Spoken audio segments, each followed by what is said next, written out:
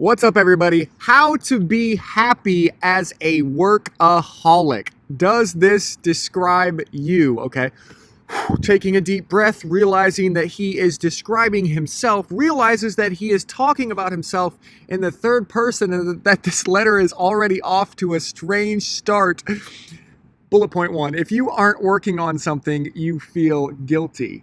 Bullet point number 2, if you are relaxing too much, you get this pit in your stomach feeling like there is some opportunity that you are missing by being lazy.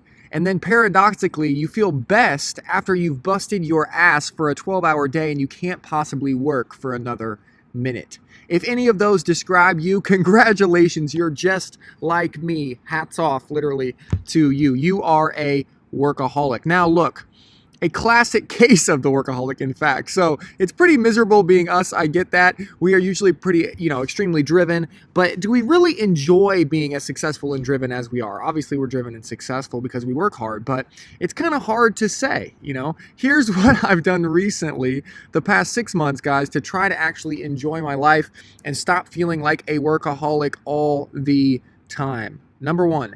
Write this one sentence everywhere. I'm serious. You're going to want to write this down, guys. Put it on your mirror. Maybe tattoo it somewhere on your body. I've actually considered getting this on my arm right here. Ready for it? Okay, write this down. Am I inventing things to do to avoid the important? Whew, that's a good one. That is my absolute favorite quote from Tim Ferriss's classic book, The 4-Hour Workweek. It pretty much summarizes all of the issues that I have with being a workaholic. My issue number 1 with being a workaholic is that if I'm not working, I feel bad, right? I feel like I'm just wasting time. I'm sure many of you identify with this. Well, the truth of the matter is that just working for the sake of working doesn't actually achieve anything, right?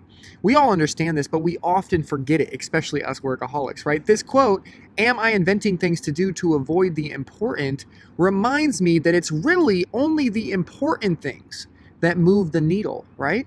You can see my other letters, guys, on thekaleletter.com or on this channel. It's the 80-20 rule. It comes back to the 80-20 rule. 20% of your actions produce 80% of your results. If I start knocking out these important things first, I immediately feel better about relaxing a bit, okay? My issue number 2 with being a workaholic is that I'm literally inventing things to do. We all do it as workaholics, right? We make up something that's super important that we need to do right then and there to feel accomplished for the day, right? But when I remember this sentence, am I inventing things to do to avoid the important? And I really think of the inventing things to do part, it hits me. It really does. Do I really want to look back on my life and remember it as this haze of invented, read this, guys, made up tasks that I gave myself that didn't really matter? Of course I don't, right?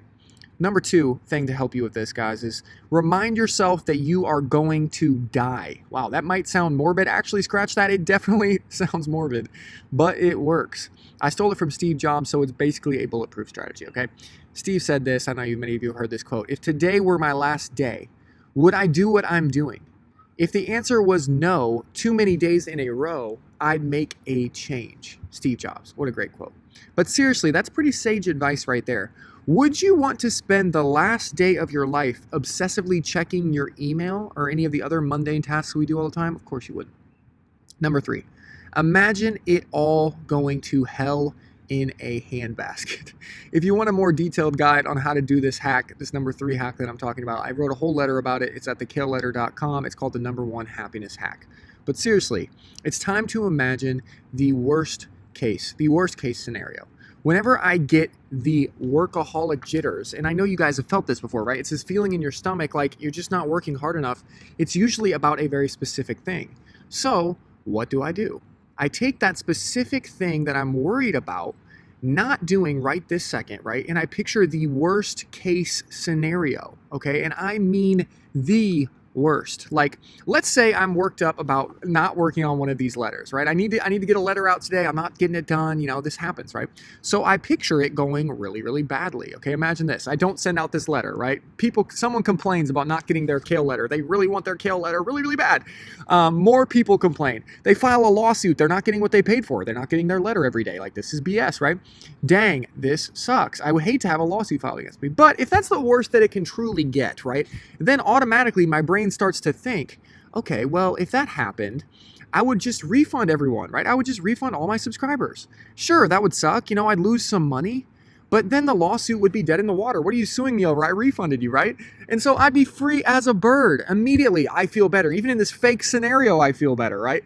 That literally works for anything, guys. Try it. Just picture the worst thing happening in whatever situation it is, and your brain will automatically think of a way out of that situation that'll make you feel better, okay?